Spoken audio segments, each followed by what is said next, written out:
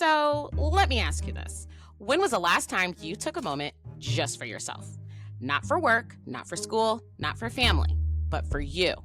That's where journaling comes in. And that's exactly why I created my journaling kits. Each kit is designed to make it super easy and honestly, really fun to start your journaling journey. You'll get a decorated journal with over 100 prompts to spark your creativity, plus washi tape, stickers, cards, and even a sweet treat to keep you inspired. Journaling is more than just writing. It's self-care, it's reflection, it's dreaming bigger. And with these kits, you don't have to stare at a blank page wondering where to start. I've got you covered with prompts that will help you reflect, plan, and grow. They're just $18, and you can grab yours today on Etsy in the Black Girl Iowa shop. Don't wait to start your journaling journey. Your thoughts, your dreams, your story, they deserve a page.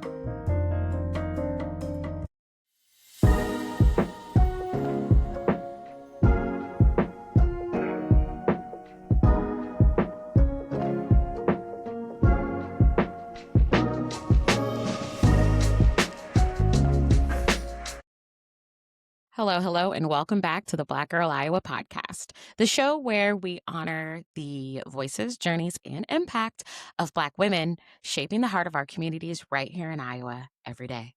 I'm your host, Emily, and thank you so much for joining me. This episode is one that I've been wanting to do for like a really, really long time. And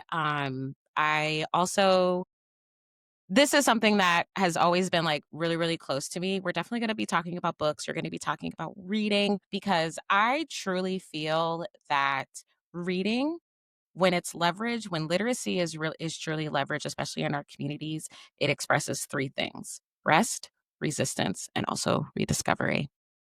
Before I get into this week's topic, I want to just extend a bit of gratitude to those that have reached out to me over the last few weeks. So, on my TikTok a few weeks ago, I posted a video that was basically like, I'm an emotional mess and I have things going on in my life, things that have happened recently that I'm currently working on and processing through. And I had kind of like a cathartic moment a little bit about a book that I'm currently reading, which I'll talk about later. But to make a long story short, I ended up taking a moment in weakness and I wrote a letter to myself at the age of 13. And I wrote this letter out and then I put it away because I had other stuff to do. Later on that night, when I was journaling, I decided to reread the letter again.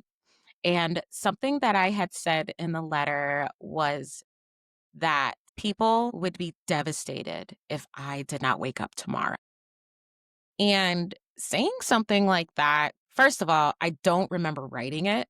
But I just remember the profound effect that it had on me when I reread that. And I got to thinking about the people in my life that have been there for me, like my friends. I got to thinking about the people that have always been like a really big inspiration to me, like my parents. And I also got to think about the people that have been cheering for me in the background since I was 13 and before, and then from 13 up till now. And the amount of love and support that I got from that post, the number of people that reached out via phone call, text message, DM, not only asking if I was okay, but also just reminding me that I have a place.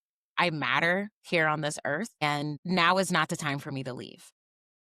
I did not realize or recognize that I was having suicidal ideation until I read that line. And while we are going to talk about reading, and I have this episode really means a lot to me. I want to say to anybody that is currently listening right now that is thinking that if they didn't wake up tomorrow nobody would care, that is false. That is that negative thought in your head telling you a lie. You matter. You're meant to be here.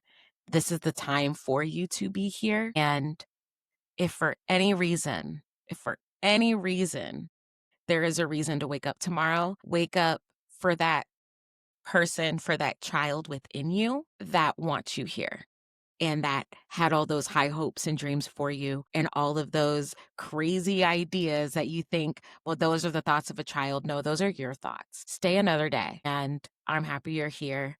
I'm happy I'm here. And I will also have some information in the show notes if you need help with your mental health, if you are having those ideations like I was, there is help out there for you. And I really hope that this episode of this podcast is a reason why you get the help that you need and that you deserve. So, with that being said, let's go ahead and jump into today's topics. Kind of like what I was saying, I want to talk about reading today. One of the reasons why I want to talk about reading is because it's always been something that has really helped me cope with different things that I'm going through in life. I've had a couple of instances in my life where I've stopped reading and it's been something that I've picked back up and I have thoroughly enjoyed it. But before I get into the nitty gritty and I tell you guys all about the books that I've read over the last few years and all of those different things, I want to make sure that whomever is listening to this podcast, to my listeners, I want to make sure that you understand that for me and on this podcast, reading is political.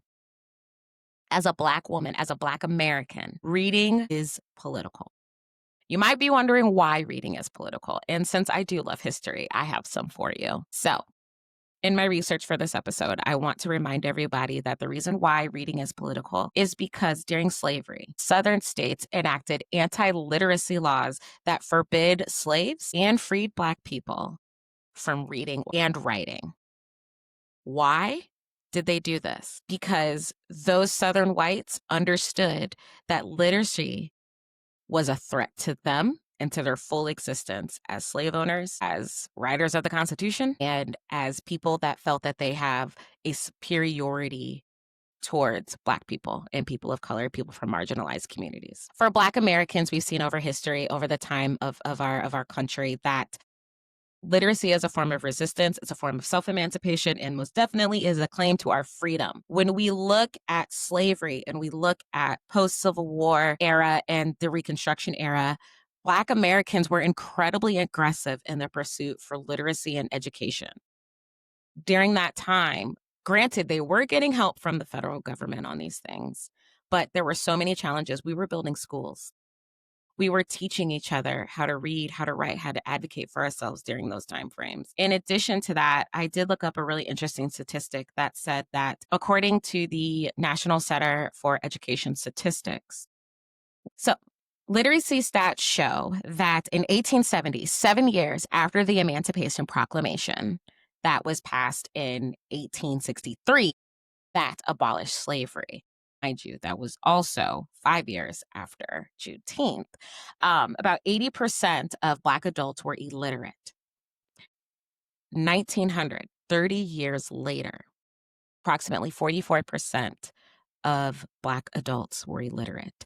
So that right there is a 36% difference in how we started to educate ourselves. And I feel like as a community, it really shows that literacy was a priority and a starting point for the success of our communities. Okay? Think about all of the things that have happened in that time frame from 1870 until now. We've seen all of the things that Black Americans have had to fight and to defy the odds of literacy and education. We have had to overcome Jim Crow. We've had to overcome school segregation, lack of funding, and death by the hands of white people.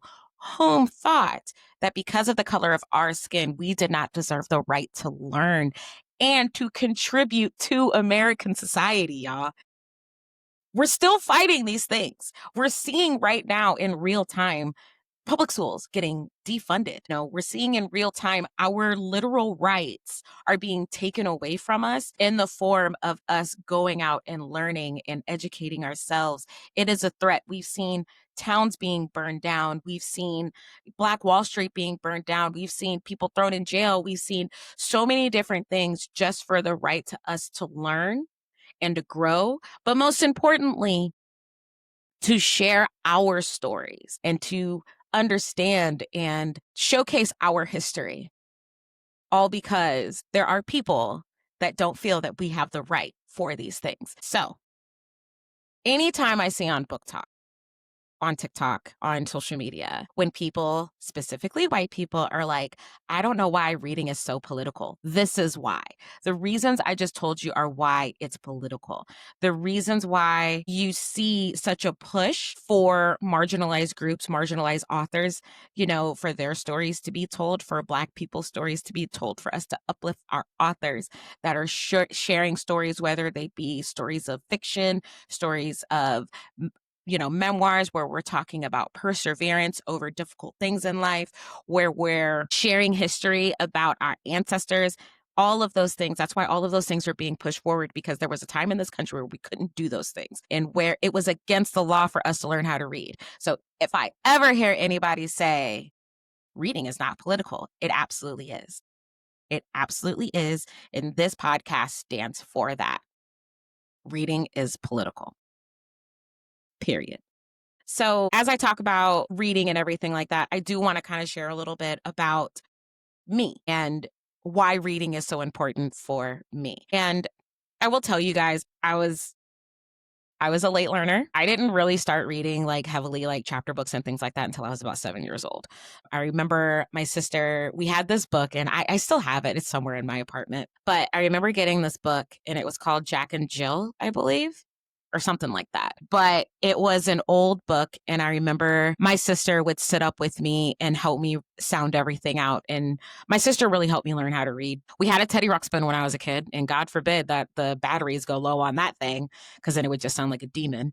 But we had one of those. I remember we had books on records. We had like a little record player, and we would sit there and listen to the books and things like that. And I think, but when I was 7 was when I really started to really read and go to the library all the time. At the time, right around when I learned how to read, my dad would, during the summer, because my dad's an educator, my dad would actually take me and my sister to the Southtown Library, and we would be able to just get books, and we'd be able to read books all day. My dad would, let us stay at the library.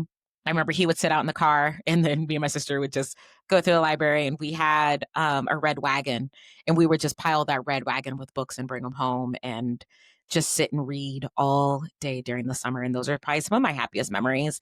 And I will say that by the end of 5th grade, like many millennial children, I was probably eating my weight in personal pan pizzas from Pizza Hut because of the Book It program. Shout out to Book It. I wish they would bring that back for adults.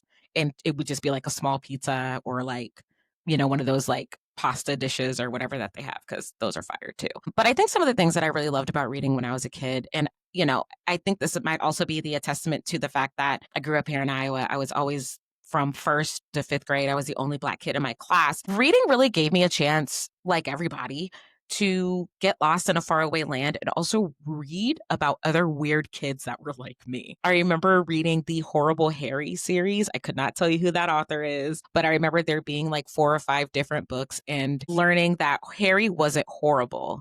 He just sometimes didn't make the right decision.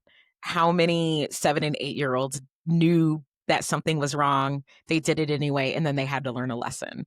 That's why I love that book. Some honorable mentions from my childhood. These are 3 books that I still own. I think, no. Do I own these? I don't. I need to go buy these books. Okay, anyway. And actually, it's not going to be 3. It's going to be 4. I have 4 books that I feel like really shaped my childhood. The number 1 is Charlotte's Web by E.B. White. I remember, I think it was my 2nd grade teacher read that book to us. And I remember the movie, and, when Charlotte would write out Some Pig and Terrific and all of those different things. And I remember that book and movie specifically because there were so many different life lessons. One of the biggest ones being in death, right? That nothing lasts forever.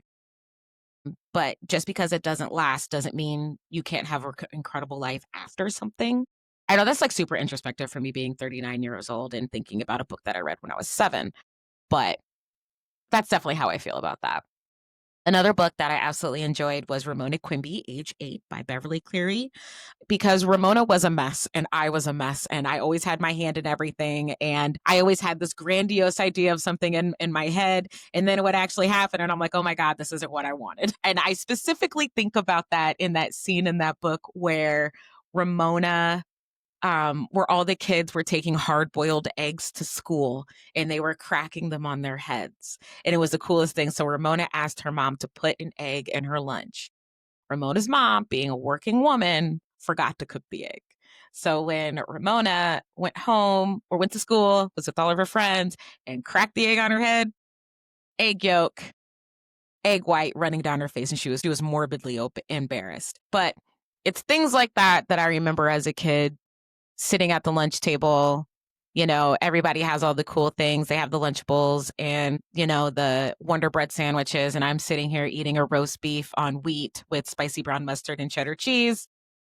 Granted, I had the zebra cakes, but I wasn't like everybody else. And I really love that book.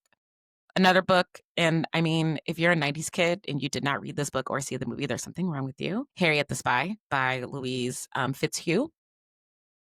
Diabolically good. Oh God, that book was so good. And also too, a reminder of what an invasion of privacy looks like and what it is like for a child. I have been journaling since I was little. I think I did my first journal at like 9 or 10 years old. I could not imagine somebody reading it. And for Harriet to have this idea of herself, and she's a spy and she's trying to figure out all these little mysteries in her neighborhood, and to have her privacy invaded, that was a big one for me, I think. And honestly, I think if somebody were to ever crack open and read my journals without my permission, just the violation that I would feel, but also the isolation I would feel, because those were my private thoughts. And then the backlash from it, right? And it really reminds me of something that my mom used to say to me as a kid, and that being, it is none of your business what other people think about you. That's why you have a journal. That's why I have a journal. It's nobody's business to know how I feel. And that's also assuming that I'm writing about other people in my journal, which 8 out of 10 times I'm not. But that was another one that was really profound to me. And also the movie with the late Michelle Trachtenberg, Rosie O'Donnell. I mean, oh God, such a good book. Such a good movie. And then last but not least, the other book that definitely is an honorable mention and had a really big impact on me when I was younger is The Lion, the Witch, and the Wardrobe by C.S. Lewis. I never finished the entire Chronicles of Narnia series, so maybe that's something that I'll do as time goes on. But I remember reading that book, and just what I really remember about that book. And then there was a cartoon movie too that went along with it that I remember before the live action ones came out. But the thing that I really remember about that book is the world building. The world building in that book was so remarkable, in that whatever C.S. Lewis was describing, it was almost like the world was building in my mind. And I remember watching the movie and thinking, yep, this is it. But I also remember having Turkish Delight for the first time, and I did not like it.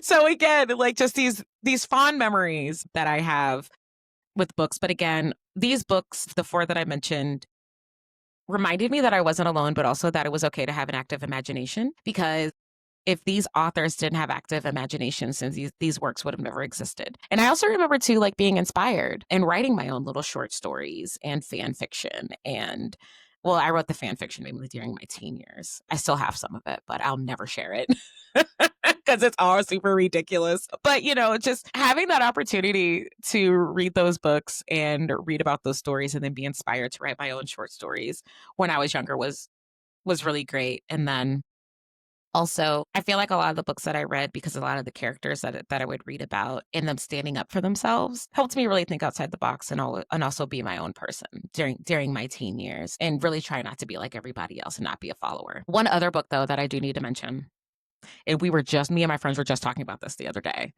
is the fact that in high school, we all passed around Sex Chronicles by Zane. And I remember, like, all of us being like, oh my God, read the story on page 82. It's super spice. So that was kind of like my foray into like reading romance and things like that. But just thinking about that now, being 16, 17 years old, passing that book around. And if you've never read Sex Chronicles by Zane, you are missing out. It was such a good book.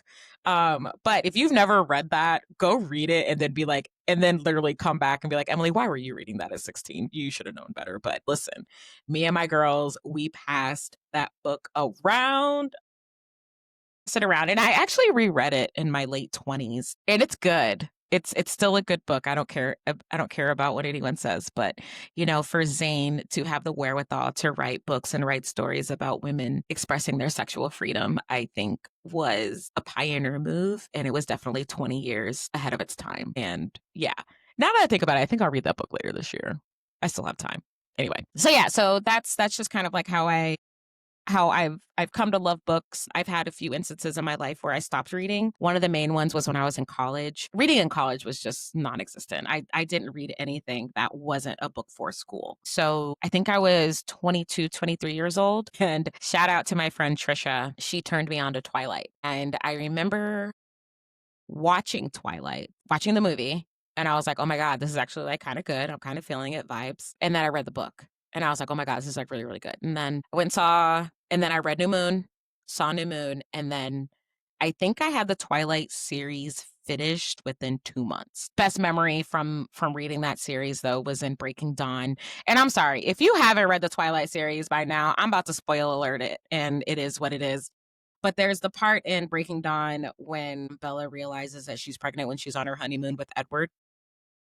And BTW, Team Jacob all day. That's who I am. But I remember reading that part and it being like 2 a.m. And I remember practically kicking in my best friend Trisha, practically keep kicking in her door and saying, because we were living together at the time, and I was like, "Oh my god, what the hell just happened? You need to wake up. We need to talk about this." And we had to work the next day, and it was 2 o'clock in the morning. But damn it, we sat up for like an hour talking about that part of the book, and I think I finished that book maybe 2 days later, and was just like in awe. So there was that, and then I stopped reading. I stopped reading for a bit right around the time that I moved to Yuma. So I moved to Yuma in 13 and just got busy with life. I think I would listen to books here and there, but it wasn't anything serious. I know I tried to listen to Game of Thrones and that failed miserably at that. But when we ended up moving back to Iowa at 18, I was bored one day and I was like, I'm going to go get a library book. Like I'm bored. There's nothing that I want to do. I really didn't have a big library, a big collection of books at my house at the time. And I finally read the Harry Potter series and I devoured all 7 Harry Potter books probably within a year of reading the first one. Those books were just amazing to me. Again, the world building. And it really kind of took me back to a time where I could really just like enjoy a book and enjoy the story and not think about all of the adult things that I was kind of going through at the time. Because, I had just moved home, feel healing and grieving the loss of my sister, but also adjusting to living back in Iowa as a 30-year-old. That was not easy for me. And so to go and read those books that really opened the door again for me to start reading, which I'll kind of get into the next thing about my love of books. And I can honestly say that reading saved me. It saved me in a way that I did not expect. And looking back on it, I kind of thought, oh, well, I read so much because I was depressed and because, I was starting to really realize and recognize that I was not in a good marriage. But I honestly think, like, for me, reading and being able to escape, it helped me realize the life that I was living was not the life that I wanted for myself. It made me kind of think back to when I was 18 and 19 years old, thinking about the things that I wanted to do, the places I wanted to travel, and the person that I wanted to share those experiences with. It made me realize that the person that I was doing those things with wasn't the person that I wanted to do them with. So I will tell you guys right now that between the years 2019 and 2022, I read 236 books. At that time, I was buying a lot of books too. I was going to thrift stores, Barnes and Noble, small independent booksellers, thrift books online, Amazon. Nah, not really. I really didn't buy books on Amazon, but I also had like Kindle Unlimited and things like that and Audible. And I had a home library. And this was between my physical books, my audiobooks, and my ebooks of like 500 books. And I probably read at least a third of them. My TBR was ridiculously long. And when I look back again, I feel like when I started really diving into reading heavy, which would have been 2020 during the pandemic, and then also 2021, I look back and I think, wow, like I was like super depressed and I was like super duper unhappy. But I also kind of realized and recognized that like me reading, it really helped me cope. And I recognized a lot of things. So, I would read about these relationships and these people, whether it be in a memoir or in a fiction romance novel. And I would just read about a lot of the things that these people were overcoming. And I just remember being like so grateful for those stories. And I remember just like journaling about these stories and being like, oh, if I could just travel on by myself and not have my husband yell at me because I'm doing it. These are the places that I would go. Or, wow, how awesome would it be to have a husband and have a partner that was rooting for your success and wanted you to do well and really supported you. And also, how amazing would it be to have a partner that actually wanted to be intimate with you and have sex with you and explore your sexuality with? All of those things I was not getting in my marriage at the time. And reading helped me identify that. I'm pretty sure there are a couple of books that were catalyst for me and finally getting to the point where I'm really looking into a divorce. I'm really trying to figure out what my next move is. I'd have to really kind of like sit down and really look at the books that I read because I couldn't tell you off the top of my head what that is. But I will say that if it weren't for all those books that I read, if it weren't for me being in that space, I don't think I'd be talking to you guys on this podcast right now, if I'm being completely honest. So I bet you're wondering, what were the books that I read? What type of books? I'm gonna tell you right now, I read straight smut a lot of the time. I mean, don't get me wrong. There were some books that I read that were like just fiction and they had like really good stories. They were like suspense thrillers, and I read a lot of memoirs during that time. But some of the books that I read were straight filth. They were nasty. They were diabolical. I clutched my pearls. I would stay up till like 2, 3 o'clock in the morning reading a 300-page book that I started at 9 p.m. And by 2 a.m., I'm 10 pages away. There were plenty of those books. And listen, I am currently going through my Goodreads app, and I will have a full list of all of the stuff that Emily read from 2019 to 2022. And I will highlight the books that were extra spicy with a side of more spice. Okay. And I will definitely shout all those out. I'm going to do that on my blog though. Cause listen, if we had to talk about all the books right now, y'all, this would be like a 48-hour podcast episode, and ain't nobody got time for that. But yes, there were some books I would read and I'm like clutching my pearls. I'm like, oh my God, girl, he did what? They did what?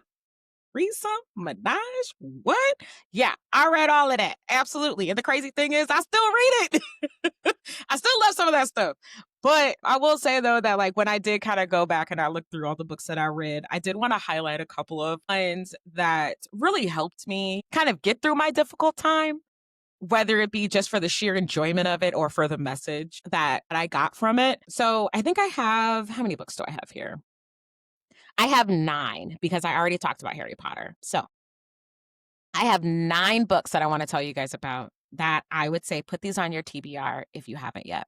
Okay. These are books from quite a few different genres. I think I would need a separate list to do for memoirs. Maybe that's something I'll also blog about later. But here are the books that I really feel like during that time frame I read, and they really kind of helped me develop into the woman that I am right now, especially when it comes to the type of books I enjoy. The first one, actually, I've read this book multiple times. I read it for the first time in high school. It's definitely like one of my top 5 favorite books of all time. And that would be The Color Purple by Alice Walker. Reading that in the last 5 years was a really good reminder of just all of the things that Miss Seeley had to overcome, from overcoming and getting out of an abusive, loveless marriage to still having hope in that she was going to see her sister again. And then also to exploring self-love and acceptance. This book will always resonate with me. And also too, when we talk about literacy, this book is a really good representation of the things that they didn't want us to learn and what happens when we do. So highly recommend that book. The next one is Queenie by Candace Carty-Williams. I read this book and I honestly was just like, oh my God, Queenie is a mess. Like, what is wrong with her? Thinking about it now, I'm a mess too, especially with the TikTok that I talked about earlier. But the reason why Queenie resonates with me now, and I need to reread this because I read this book in 2020, is that when you finally allow yourself to heal and focus on you, you can start living the life that you want and the life that you deserve and the life that you see for yourself. Queenie went through a lot. And I think the other underlying thing about this book that I really enjoyed is that Queenie had to realize that she is not her mistakes. And when she finally realized that and she started to allow herself to heal and allow herself to be honest about where she was in life and how she has let other people affect her life, that's when she was really able to open up and really fall in love with herself. And I love that. And I need to reread Queenie. Definitely. That's going to be something I'm going to do. If I don't do it by the end of this year, then I'll definitely put that on my dock for 2026. The next book, this one's going to be controversial because of the author, but honestly, I don't give a shit because I read this book before the author became controversial, and it is what it is. But it ends with us with Colleen Hoover. What I will say about Colleen Hoover, because I've read quite a few of her books, and what I appreciate about her brand of storytelling, some people call it trauma porn. Okay. But what I really love about her books is that she told a story that emotionally would kick you right between the tits. I mean, I probably read about 6 or 7 of her books, and every single time I'm a bawling, slide down the wall, punch in the air, crying mess by the end of it. But what I really love about this book, especially now that I'm in the season of life that I'm in, is that it has a really deep meaning, and it's really taught me that under no circumstance can you justify an abusive relationship. Doesn't matter. It cannot be justified. You cannot stay in situations like that. And I appreciate that the character came to that realization on her own and essentially broke the cycle in doing so with her own daughter at the end. So I still love that book. I own that book. I will always read that book. And when I need to be reminded of the things that I've been through and why I was able to come onto the other side of it. The next book, Small Great Things by Jodi Picoult. I will tell you right now, Jodi Picoult is the only female white author that I will allow to write a Black story. She said that it was like 20 years ago, 30 years ago, maybe even, she tried to write this book. And she realized that she couldn't because she did not have the understanding of what it meant to be a Black woman working in a hospital, working in a NICU, and having the level of education that they have, but it's still not being good enough for people that are truly racist to their core. I'm telling you guys right now, read this book. Read Small Great Things. I'm not going to sit up here and even tell you what it's about because it's such a good read, but I will also tell you that it's a really good reminder that racism is good for no one. And that if we can't look past the color of people's skin, nothing good comes out of that. So just go read the book. Go read the book. That's it. That's all I got. Just go read it. So good. So good. I will not be spoiler alerting that book. The next book that I will talk about real quick is The House on the Cerulean Sea by TJ Klune. That one was like an all-around feel-good story for me. That's another one. I'm not going to spoil it because it was so good. But what I love about that book is the theme of acceptance, unconditional love, and an unconventional family. I love that book. The characters in the book are so good. The sequel to the book, Somewhere Beyond the Sea, is good too. But that is a book that I highly recommend you listen to. Yes, listen to it. Don't read it. Listen, get the audio because the actor that does the audio is so good in how he tells a story. And oh my God, I will gush over The House on the Cerulean Sea forever. I will always recommend that. The next one that I will go ahead and recommend is Long Shot by Kennedy Ryan. I have only read one Kennedy Ryan book. I know. I know better. But I'm telling you right now, Kennedy Ryan is one of those authors that when she wrote Long Shot, and it's the first book in a three-part series called the Hoop series, I devoured this book in 2 days. Actually, if you go to my YouTube, and I'll link this in the show notes. If you go to my YouTube, I actually did a reading vlog on this book, and I'll give you guys a whole breakdown there. But this book, it truly broke my heart. And because this book was so good, I haven't been able to go back and finish. So that's all I'll say on that one. I'm not going to spoil that one either. I know, like, spoiled a couple of books already for you guys, but these ones, I'm just like, nope, I can't spoil these. The next one, okay. So these next 3 are going to be the spicy ones, okay? Credence by Penelope Douglas. Damn. Wow. Pearls Clutched. Tea Clocked. So many things about this book were wild, and I loved every bit of it. I did not like the epilogue. I'll tell you that right now. I hated the epilogue, but great book. Just go read it. The next book, The Submissive Series by Tara Sumi. There were 11 books in that series, y'all, and I devoured all of them. I read every last book in that series. They were so good. I will tell you right now, trigger warning though, that series, it dabbles heavily in dominant submissive relationships and BDSM. Yeah, tea clocked, pearls clutched, very spicy. Go read it. Just go read it.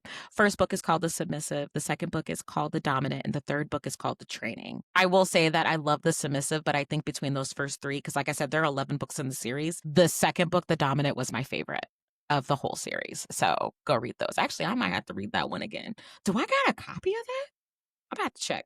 Anyway, last book, and this is just a ridiculous book that I read, and this shit had me on the floor laughing because it was ridiculous, is Ice Planet Barbarians by Ruby Dixon. Shout out to my girl Emily, who recommended this book to me, and it is unhinged, ridiculous, and I loved every bit of it. It is, and I will also tell you too, like the cover art is really good on these books. So I actually own all of them. I've only read the first one, but it's ridiculous. Like it's just, it is what it is. So those, I would say like those are be like the books that like really shaped me and the ones that I really enjoyed over the last 5 years of me like really being heavily into reading. I will say that my reading has definitely dropped off, especially when I was in grad school. So, like in 2023, I read 16 books, and in 2024, I only read 3. Right now, my annual goal right now is actually 12 books a year. So back when I was like reading a lot, like my goal was like 80 books and 100 books and things like that. I ain't got that kind of time. So my goal is always going to be 12 books moving forward. Right now I'm halfway there. I've read 6. I have posted reviews on those books that I've read so far on my blog. At least 3 of them are up. I'll have to put the other ones up at some point. You'll get them. But I know you guys are probably asking, what is Emily reading now? I am currently reading 4 books right now. So, okay. But to be fair, one of them is for like a weekly lesson. 2 of them are fiction. And then one of them is kind of like a self-help. So I've already talked about it on TikTok, but I'm reading The Artist Way by Julia Cameron. So that one is to really help me center myself in my spirituality. So that way I can start being a little bit more creative. And I will tell you right now that The Artist Way is the reason why I'm sharing this episode with you today. So just so you know. I'm also reading Almost There by Farrah Rashan. It is a retelling of The Princess and the Frog that I'm absolutely loving. Court of Thorns and Roses by Sarah J. Maas. I'm about a third of the way in. I'm listening to it. I'm not gonna lie, it's a little dry for me, but we're gonna plug through because I feel like there's gonna be some good stuff coming up.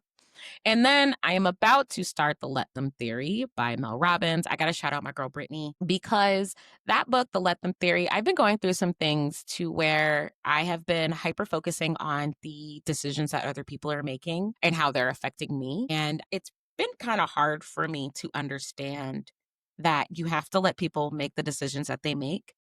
And if they fall on their face, great. If it works out for them, even greater, right? But I'm really hoping that I can stop putting so much energy into other people and start putting that energy back into me. So I'm really excited to read that book. And then also, Mel Robbins actually did a really good interview with the gentleman of the Pivot podcast earlier this year. I'm going to link that also in the show notes. It's really, really good. You guys need to go check that out. It's so good. So good. So yeah, so that is about me reading. This is, again, something that I've always loved to do. I've wanted to do this episode for so long. And I'm so happy that I was able to do it. I hope that you all enjoyed kind of the history lesson about literacy and why reading is political. Also, how reading has shaped me over the years as a young Black girl living here in Iowa. And then just about, how reading helped me get through the last few years of my marriage and how it helped me process being divorced and understanding the life that I want for myself was not one that I was living. I'm living the life I want for myself now, and I'm very happy about that. But before I go, I need to make sure that I am giving a shout out. So one of the things about The Artist Way that I really love is that it challenges you every week to do something creative for yourself. So it's been challenging me to go and take myself out on a date. They call it an artist date. So my first artist date, I went and made slime. My second one, I went to the Greater Des Moines Botanical Center. The third one, I decided to take a road trip with last week's guest, Ashley Kofoed. I went and visited the Black Rose Bookstore in West Branch, Iowa over the weekend, and I had a great time. This is a really, really nice space, y'all. They have amazing food. It's very welcoming to where you can just sit and relax. If you want to go and read a book, great. If you want to go and do a puzzle, even better. If you want to go and just have a glass of wine and sit by the fire, you could do that too. But I really want to shout out Ashley because she had a goal. She had a vision. She made a plan for it. And now she's truly living her dream. One thing that I really took away from my weekend in West Branch, talking with Ashley, going around the town square, meeting other business owners. And then I think about the business owners that are here in Des Moines that are doing amazing things and the people that I've had on the show. It really reminded me that we all have dreams. We all have things that we want to do. And the only person that is going to make our dreams a reality that we can live is us. There are so many things, you guys, that I want to do that I haven't done yet because of fear, because I keep telling myself, Emily, no, you can't do that. It's not worth it. This, that, and the other. And I need to start getting myself out of that. And I just seeing Ashley's vision, going back and looking at the people that I've had on the podcast, like Chef Joppa of Joppa Experience, Courtney Perry of Lady Luck Scented Candles, Brianne Ward of Forward Consulting, Kayla Bell Consolver, Corey Dion Lewis, and some of the other people that I'm going to have on the show moving forward, they all saw a vision. They all had a dream and they all wanted to do it. And I want to thank Ashley specifically because the rut that I have been in, I feel like I'm truly on the other side of it because I got to come out and I got to see your vision. Continued success, sis. I mean, go support her. I'll have all her information in the show notes. Support a Black-owned local business in a small town in Iowa, y'all. She needs our help. She's about 20 minutes outside of Iowa City, about an hour and 45 minutes away from here. And you will get there in an hour and 45 minutes as long as you decide to go, not during Iowa Hawkeye game traffic like I did. It took me about 2 hours to get there yesterday. So anyway, big shout out to her. And again, I want to reiterate that to some people, reading is joy, connection, and it's escape from reality. But for me, y'all, this is a reminder again that for me, reading is a political act of resistance and storytelling is how we leverage our imagination. And we also share the stories of people that definitely come before us. So I say all that to say thank you so much for listening to this week's episode of the Black Girl Iowa podcast. Remember, this and all of my previous episodes are available and can be found on Spotify, Apple Podcasts, Amazon Music, YouTube, Pandora, and also iHeartRadio, basically wherever you get your podcasts. And if you haven't done so already, please, please, please go follow me on Instagram and TikTok at Black Girl Iowa. I'm posting updates. I'm doing behind the scenes content and a lot more. And then also be sure to check out my website and the blog where I will have those detailed lists of the books that I've read over the last few years. All of my book reviews are also going to be there as well at blackgirliowa.com. I also put some more deeper stories, reflections, and things about the community on there. And don't forget, if you want Black Girl Iowa merch, Black Girl Iowa shop on Etsy. That is where you can go to get exclusive merch for the podcast. If you haven't done so already, please make sure that you are subscribing, rating this episode, leaving comments, and even a review. I really appreciate the feedback.